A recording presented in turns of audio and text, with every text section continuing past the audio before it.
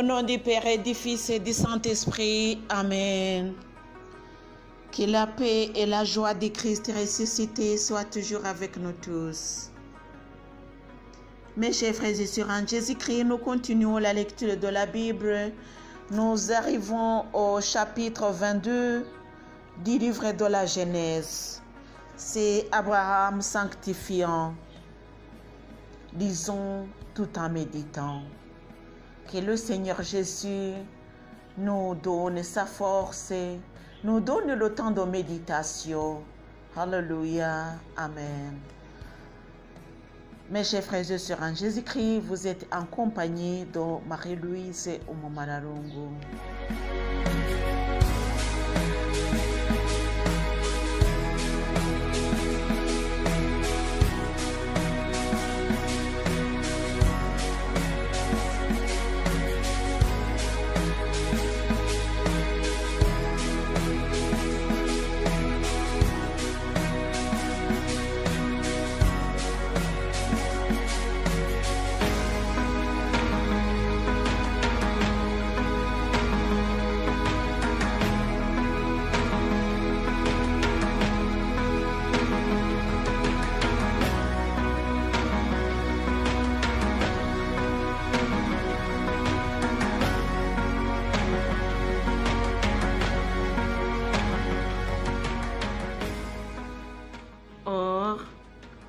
Après ces événements, Dieu mit Abraham à l'épreuve et lui dit: Abraham répondit: me voici. Il reprit: prends ton fils, ton unique Isaac, que tu aimes, pars pour le pays de Moria, et là, tu l'offriras en holocauste sur celle des montagnes que je t'indiquerai. Abraham se leva le bon matin, sangla son âne, prit avec lui deux de ses jeunes gens et son fils Isaac. Il fendit les bûches pour l'holocauste. Il partit pour le lieu que Dieu lui avait indiqué. Le troisième jour, il leva les yeux et il vit de loin ce lieu. Abraham dit aux jeunes gens: demeurez ici, vous avec l'âne, moi et le jeune homme, nous irons là-bas pour nous prosterner, puis reviendrons vers vous. Abraham prit les bûches pour l'holocauste et en chargea son fils Isaac. Il prit en main la pierre à feu et le couteau, et tous deux s'en alla ensemble. Isaac parla à Abraham, son père. Abraham, mon père, dit-il. Et Abraham répondit: me voici mon fils. Il reprit: voici le feu et les bûches. Où est l'agneau pour l'holocauste? Abraham répondit: Dieu saura voir l'agneau pour l'holocauste, mon fils. Tous deux continuèrent à aller ensemble.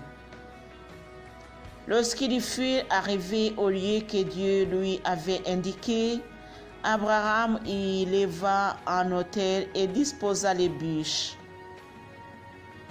Il lia son fils Isaac et le mit sur l'autel au-dessus des bûches. Abraham tendit la main pour prendre le couteau et immoler son fils. Alors, l'ange du Seigneur l'appela du ciel et cria: Abraham, Abraham. Il répondit: me voici. Il reprit: n'éteins pas la main sur le jeune homme, ne lui fais rien, car maintenant je sais que tu crains Dieu, toi qui n'as pas épargné ton fils unique pour moi. Abraham leva les yeux, il regarda et voici qu'un bélier était pris par les cornes dans un fourré. Il alla le prendre pour l'offrir en holocauste à la place de son fils. Abraham nomma ce lieu le Seigneur voit. Aussi dit-on aujourd'hui, c'est sur la montagne que le Seigneur est vu.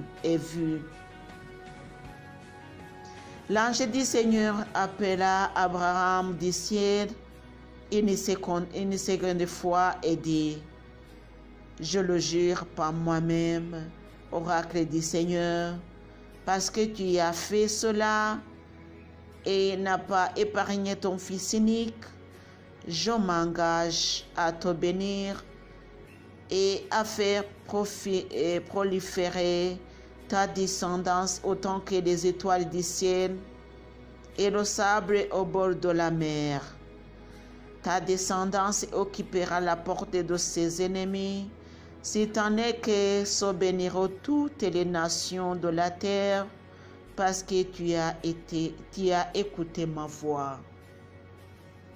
Abraham revint vers les jeunes champs, ils se levèrent et partirent ensemble pour Beersheba.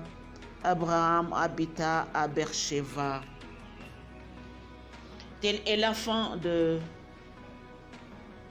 d'Abraham, naissance de Rebecca. Or, après ces événements, on annonça à Abraham, voilà que Milka, elle aussi, a donné des filles à ton frère Nahor. Uz, son premier-né, Bouz, son frère, Kemoul, père d'Aram, Kesed, Hazo, Pilda, Yidlaf et Bethuel. Bethuel engendra Rebecca. Ce sont les huit que Milk donna à Nahor, le frère d'Abraham. Sa concubine nommée Reuma eut aussi des enfants, Teva, Gaham, Tahash et Maka. Telle est la fin du chapitre 22 du livre de la Genèse. Chers amis, nous voyons qu'Abraham était très croyant et il n'a pas épargné son fils pour le Seigneur. Donnons au Seigneur tout ce que nous avons, puisqu'il nous prépare de bonnes choses. Alléluia. Lui, il nous a rien refusé. Alléluia. Et puis, nous aussi, nous devons lui offrir tout ce que nous avons. Alléluia. Étendons les mains pour le Seigneur, qu'il prenne ce qu'il veut et qu'il donne ou qu'il mette sur nos mains ce qu'il veut aussi. Alléluia. On dit toujours que ta volonté soit faite. Alléluia. C'est par la croyance qu'Abraham a vu l'Holocauste. C'est par la croyance qu'il a accepté d'offrir son fils en offrande.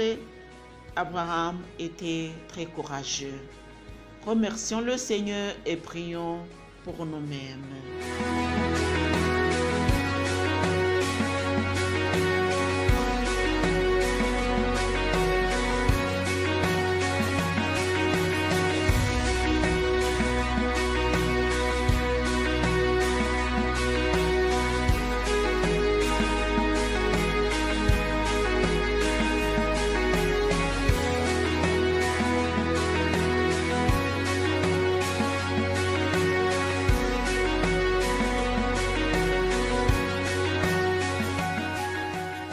Continuons la lecture par le chapitre 23 du livre de la Genèse, le tombeau de Sarah. La vie de Sarah dura 127 ans.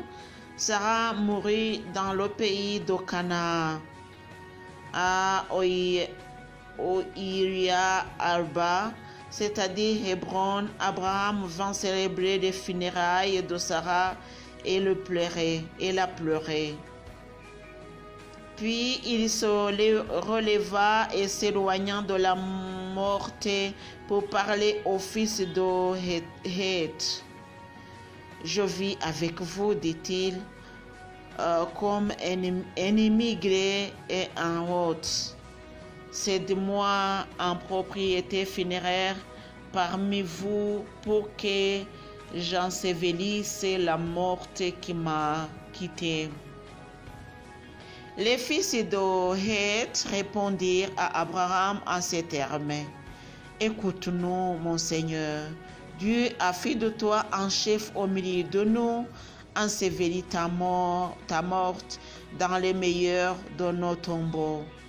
À quand de nous t'interdira son tombeau pour la sépulture de ta morte. Abraham se leva pour se prosterner devant le peuple du pays des fils de Heth. Il leur parla en ces termes.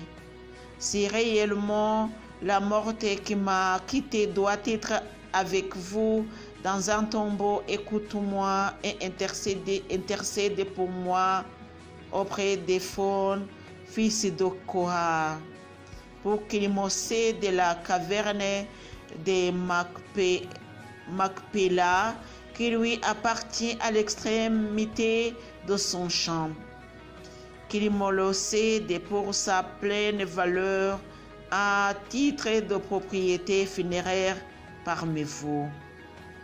Éphron était assis parmi les fils de Heth. Éphron le Hittite répondit à Abraham au sud des fils de Heth, à savoir de tout ce qui venait à la portée de sa ville, et il dit: Non, mon Seigneur, écoute-moi. Le champ, je te le donne. La caverne qui s'y trouve, je te la donne. Au sud des fils de mon peuple, je te la donne. Ensevelis ta morte. Abraham se prosterna devant le peuple du pays et dit à Éphron, au sud du peuple du pays: Oh, toi, si seulement tu voulais m'écouter, je te donnerai le prix du champ. Reçois-le de moi, et c'est là que j'ensevelirai la morte.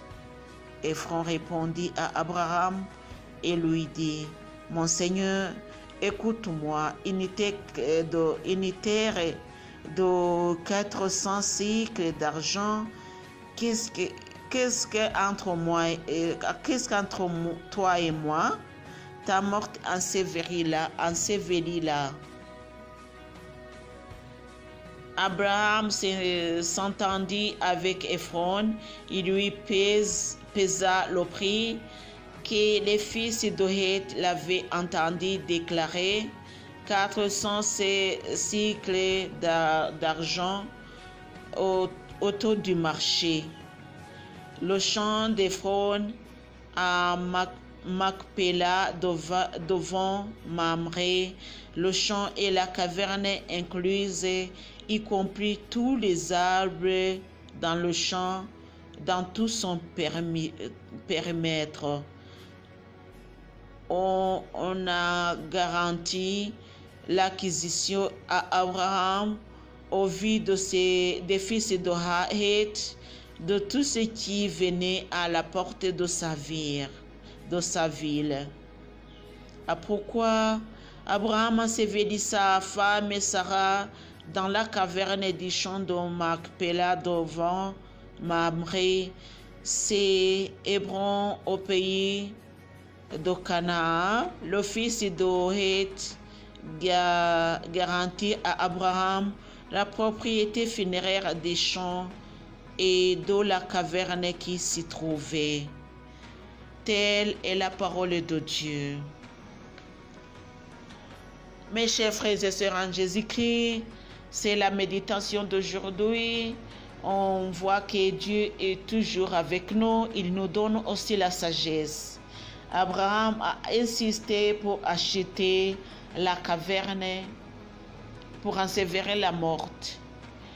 Même si on donnait gratuitement, lui, il insistait pour acheter. Il y avait pourquoi. Plus tard, quand nous lisons, nous verrons pourquoi Abraham a acheté cette terre. Que le Seigneur Dieu nous donne la sagesse, alléluia, qu'il nous donne aussi le courage de lui suivre, alléluia, en toutes circonstances. Que Dieu nous bénisse. Au nom du Père et du Fils et du Saint-Esprit. Amen.